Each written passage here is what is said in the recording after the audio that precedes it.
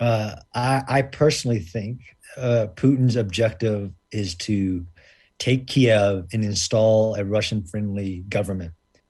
We all know if that could happen for some reason, and God forbid that Kiev falls and he does have that ability, he doesn't have the power to fight an urban-based counterinsurgency.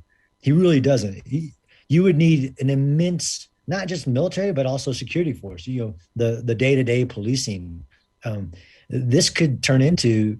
I wouldn't compare it to their Afghanistan, but this, even if they take Kiev, I don't see the end game after the Ukrainians have shown that they will resist.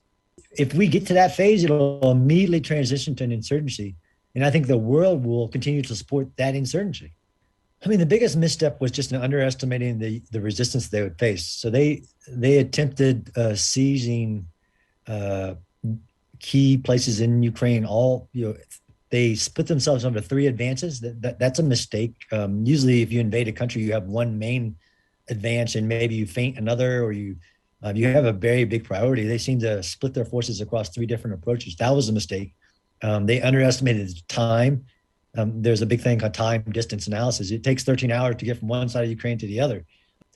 These are just weird military blunders that I understand that they failed intelligence on the resistance they'd face, the interest of doing this quickly, which is a great vulnerability to expose. Russia needs this to end quickly. Yeah, they have failed to convince anybody that their narrative is just to all the way down to the individual soldiers. Like some of the soldiers don't even know what the plan is.